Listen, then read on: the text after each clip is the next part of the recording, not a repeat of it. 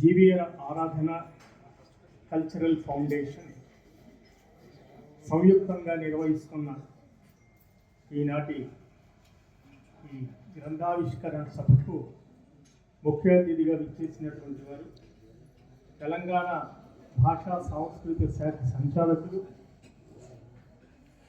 అన్నిటిని మించి ఇవాళ ఈ తరంలో అత్యుత్తమమైనటువంటి కవిత్వాన్ని అందిస్తూ కవితాలోకంలో దూసుకుపోతూ అందరి హృదయాల్లో ముఖ్యంగా తెలంగాణ మట్టి పరిమళాన్ని అక్షరాల్లో పొదిగి తెలంగాణ ఆత్మగౌరవ చేతనాన్ని కవిత్వం ద్వారా అందిస్తున్నటువంటి ఈ తరం కవి, మన కవి, మనసున్న కవి డాక్టర్ ఏనుగు నరసింహారెడ్డి గారు, ఐఏఎస్ గారు.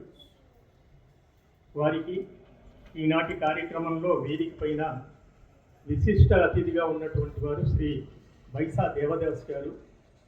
మనందరికీ తెలుసు, ఇవాళ గత దశాబ్ద కాలం పైచిలు అనుకుంటాను, 20 ఏళ్ళు అయిందా, 30 ఏళ్ళు, 3 దశాబ్దాలుగా నేటి నిజం అనే పత్రికను నిర్వహిస్తూ ఇవాళ యువతరంలో కవులు కవిత్వం రాయడానికి ఒక మంచి వేదికను కల్పిస్తున్నారు. పత్రిక ద్వారా వేదికను కల్పించి ఒక తరాన్ని కవులుగా తయారు చేస్తున్నటువంటి ఒక కర్మాగారం లాంటి పత్రిక నేటి నిజం.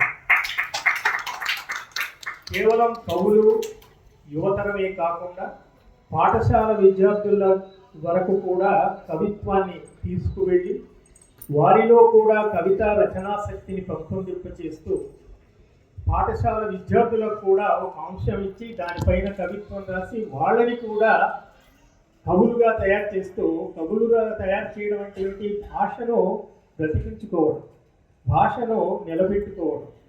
ఆ రకమైనటువంటి భాషా సాహిత్య సేవ ఉభయతారకంగా చేస్తున్నటువంటి వారు వాటికి విశిష్ట అతిథి శ్రీ బైసా దేవదాస్ గారు.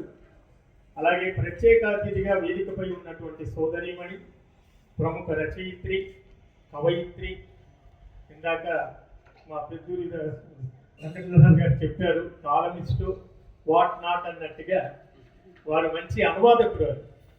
ప్రపంచ తెలుగు మహాసభలప్పుడు మాకు అన్ని రకాలుగా అనువాద రచనలో తోడ్పడినటువంటి వారు మనందరికీ సుపరిచితులు శ్రీమతి శైలజా మిత్ర గారు. అలాగే ఈనాడు ఆత్మీయ అతిథిగా వేదికపై ఉన్నటువంటి వారు కవి, కథకులు, రచయిత, అన్నింటిని మించి సభా నిర్వహణ దక్షత కలిగినటువంటి వారు. కవులందరినీ కూడా ఏకం చేసి వాళ్ళలో ఒక స్ఫూర్తిని నింపేటువంటి ఒక మంచి మనసున్నటువంటి శ్రీ పెద్దూరి వెంకటదాస్ గారు. అలాగే పుస్తక సమీక్ష కోసం ఇచ్చేసినటువంటి వారు ప్రముఖ కవి శ్రీ సరికొండ నరసింహారాజు గారు. వారు కవిత్వం మనందరం కూడా చదివే ఉంటాం, తెలిసే ఉంటుంది. చాలా చాలా ఏ కవి సమ్మేళనం జరిగినా, ఏ కవిత పోటీలు జరిగినా వారి కవిత్వం ముందు వరుసలో ఉంటుంది.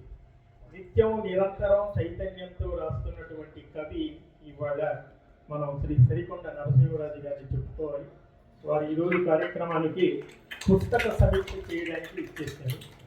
అలాగే ఇక కృతి స్వీకర్త ఇవాళ మనం శ్రీ తేళ్లపురి సుధీర్ కుమార్ గారి కవిత్వాన్ని, కవిత సంపుటిని ఆవిష్కరించుకుంటున్నాం. ప్రణవిల్లే పాదాలు అనేటువంటి ఈ సంపుటిని స్వీకరిస్తున్నటువంటి కృతి స్వీకర్త శ్రీ మౌనశ్రీ మల్లిక్ గారు. మౌనశ్రీ మల్లిక్ గారు పేరు తెలియని వాళ్ళు ఎవరు ఉండరు సాధారణంగా. ఏ రకంగా అంటే ప్రతిరోజు టీవీ సీరియల్స్లో ఆ టైటిల్స్లో గీత రచయిత మౌనశ్రీ మల్లిక్ గారు. ఆయన టీవీ సీరియళ్లకు గేయ రచయితగా, సినిమాలకు పాటల రచయితగానే కాకుండా అది ఒక కోణం అయితే మరొక కోణంలో ఆయన చాలా గొప్ప కవి. ఏ రచయిత, పాటల రచయిత ఒక ఎత్తైతే ఆయన చాలా పదునైన కవిత్వం రాసినటువంటి గొప్ప కవి. ఆయన కవిత్వం దిగంబర, గరళం, సప్తస్పృహ, తర్వాత మంటల స్నానం అని ఈ మధ్య కాలంలో గత ఏడాది రాసిన మంటల స్నానం. ఆ పేర్లు కూడా ఎలా ఉంటాయంటే ఆ అభ్యుదయ భావాలు, ఆ సమాజం పట్ల ఆయనకున్నటువంటి భావాలన్నీ కూడా ఆ కవిత శీర్షికల ద్వారానే మనకు తెలుస్తుంది. తర్వాత ఇంకోటి చలనకాంక్ష అనేటువంటిది ఈ మధ్య కాలంలో రచించారు. వీటిల్లో మంటల స్నానానికి చాలా పురస్కారాలు వచ్చాయి మిగతా వాటికంటే. ఒక అద్భుతమైనటువంటి కవి, అటువంటి కవి ఇవాళ ఈ కృతిని స్వీకరించడం అనేది చాలా ఔచిత్యంగా ఉంది. వారికి మౌనశ్రీ మల్లిక్ గారికి, తర్వాత వేదిక పైన ఈ కార్యక్రమ నిర్వాహకుల్లో ప్రధాన పాత్ర వహిస్తున్నటువంటి ప్రముఖ పత్రికా రచయిత నటులు కూడా అనుకుంటాను, శ్రీ పుత్తూరి సుబ్బారావు గారు. వారు సాహితీకరణం అనేటువంటి పత్రికను నిర్వహిస్తూ అనేక రచయితలకు, కవులకు మంచి వేదికను కల్పిస్తున్నటువంటి వారు, మంచి సాహిత్యాభిలాష కలిగి రచనలు చేస్తున్నటువంటి వారు శ్రీ పుత్తూరి సుబ్బారావు గారికి ఇవాళ జీవీఆర్ ఆరాధన కల్చరల్ ఫౌండేషన్ అనగానే మనం ఒక పెద్ద ఆయన్ని స్మరించుకోక తప్పదు. జీవీఆర్ గుదిబండి వెంకటరెడ్డి గారు చాలా పెద్ద మనిషి. కొన్ని సంవత్సరాలుగా ఈ ఆరాధన కల్చరల్ ఫౌండేషన్ నిర్వహిస్తూ అనేక సాహిత్య సాంస్కృతిక కార్యక్రమాలు జంట నగరాల్లోనే కాకుండా మన తెలుగు రాష్ట్రాల్లో, ఇతర రాష్ట్రాల్లో కూడా అద్భుతమైనటువంటి సాహిత్య సేవ చేస్తున్నటువంటి వ్యక్తి మన మధ్య లేరు ఇప్పుడు. కాబట్టి వారిని స్మరించుకోవాల్సి, ఈ వేదికాముఖంగా స్మరించుకుంటూ ఇవాళ మనం ప్రధానంగా చెప్పుకోవాల్సింది సుధీర్ కుమార్ తేళ్లపురి ఇవాళ ఆయన రచించినటువంటి ప్రణమిల్లే పాదాలని ఆవిష్కరించుకుంటున్నాం. ఈ పుస్తకాన్ని నేను చదివాను, కానీ పుస్తకంలోని విషయాన్ని పుస్తకం ఆవిష్కరణ కాకముందు దాని గురించి మాట్లాడటం ఔచిత్యం కాదు. ఆవిష్కరణ అయిన తర్వాతే మాట్లాడాలి. కానీ నేను అధ్యక్షుడిగా ముందు కొన్ని మాటలు చెప్పాలి కాబట్టి పుస్తకానికి లోపలి విషయానికి కాకుండా ఉపరితలంగా నేను కొన్ని విషయాలు ప్రస్తావిస్తాను. సుధీర్ కుమార్లో నాకు ఒక ప్రామిస్డ్ పోయెట్ కనబడ్డాడు. సుధీర్ కుమారు ఒక పుష్కర కాలం క్రితం, అంటే 12 ఏళ్ల క్రితం ఆయన శిథిల చిత్రాల జాతర అనేటువంటి ఒక కవితా సంకలనాన్ని మొట్టమొదట రచించినటువంటిది. 12 ఏళ్ల క్రితం శిథిల చిత్రాల జాతర అని ఒక సంపుటిని తీసుకొచ్చారు. ఆ పేరు పెట్టడంలోనే ఆయన యొక్క ప్రతిభ ఏమిటో అర్థమవుతుంది. శిథిల చిత్రాల జాతర అన్నారు, కానీ శిథిల చిత్రాల ప్రదర్శన అనలేదు. మామూలు కవులైతే శిథిల చిత్రాల ప్రదర్శన, చిత్ర ప్రదర్శన అంటే ఎగ్జిబిషన్, ఆ ఫోటో ఎగ్జిబిషన్. ఏమిటి శిథిల చిత్రాలు అంటే వాళ్ళ సమాజంలో శిథిలమైపోయినటువంటి అణగారిన బతుకుల యొక్క చిత్రాలన్నీ కూడా ఒక ప్రదర్శనగా. కానీ అక్కడ ఆయన జాతర అన్నారు. జాతర అంటే అర్థం ఏమిటంటే ఒక అనార్గనైజ్డ్ సొసైటీ అని దానికి ప్రతీక. జాతర అంటే మనం అక్కడికి వెళ్ళాం కానీ అంత ఒక పెద్ద జాతరలా ఉంది అంటే అంత ఒక ఆర్గనైజ్డ్గా ఉండదు, సిస్టమేటిక్గా ఉండదు, అంత రద్దీగా ఇదిగా ఉంటుంది. అంటే వాళ్ళ సమాజంలో అటువంటి జీవితాలు ఎలా ఉన్నాయి అని ఆ పేరు పెట్టడంలోనే ఒక గొప్ప ఔచిత్యం నాకు కనపడింది. అటువంటి 12 ఏళ్ల తర్వాత ఇంతకాలం ఆయన ఎందుకు ఆగారు అంటే, ఒక పండు బాగా మగ్గి అది రసాస్వాదనకు రావడానికి ఇంతకాలం పట్టింది అంటే ఆ ఫలం ఎంతో రుచికరమైనటువంటిది అని అర్థం.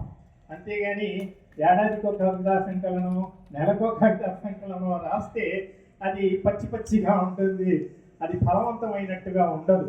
కానీ ఆయన ఔచిత్యం నాకు కనబడింది ఏమిటంటే 12 ఏళ్ల తర్వాత రాశారు. ఇందులో అటువంటి అద్భుతమైనటువంటి కవిత్వం. ఈ ప్రణమిల్లే పాదాలు పేరు కూడా చాలా వెరైటీగా ఉంది.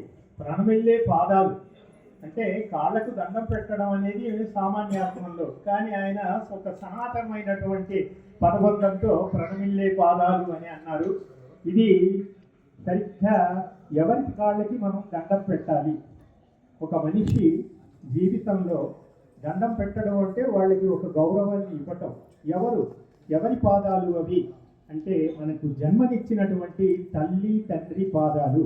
కాబట్టి తల్లిదండ్రుల మీద రాసినటువంటి కవిత శీర్షికనే ఆ పుస్తకానికి పెట్టడంలో అతనికి ఉన్నటువంటి సంస్కారం ఏమిటో మనకు అర్థం అవుతుంది. అటువంటి ఒక గొప్ప సంస్కారం కలిగినటువంటి కవి. ఒక కవిత్వం అన్న తర్వాత దానికి ఒక శిల్పం అనేది ఉంటుంది, కవితా శిల్పం అని అంటాం. ఈ కవితా శిల్పం వీటి మీద మనకు అప్పుడప్పుడు కొన్ని ఓరియంటేషన్ క్లాసెస్ అవి జరుగుతూ ఉంటాయి, శిబిరాలు అవి. మా నరసింహారెడ్డి గారు తెలుసు, సాంస్కృతిక శాఖ ద్వారా కూడా కవితా శిబిరాలు అని, కవిత్వం ఎలా రాయాలి, తర్వాత కథలు ఎలా రాయాలి అని. నిజానికి ఎలా రాయాలి అనేది అది చెప్పేది కాదు, అది ఇన్హెరెంట్గా అంటే మనసులో నుంచి రావాలి. ఈ అబ్బాయి ఇందులో 2 కవితలు ఉన్నాయి చాలా అద్భుతంగా. కవిత్వం ఎప్పుడు రాయాలి, కవిత్వం అంటే ఏమిటి అని 2 చిన్న కవితలు అందులో రాశారు. అవి ఇప్పుడు నేను చెప్పకూడదు, ఎందుకంటే పుస్తకం ఆవిష్కరణ కాకుండా నేను చెప్పడానికి మా నరసింహరాజు ఉన్నారు కాబట్టి ఆయన అన్ని చెప్తారు. ఆయన ఏమన్నా చెప్పకపోతే మిగతా వాళ్ళు చెప్పకపోతే మిగిలినవి నేను తర్వాత చెప్తాను.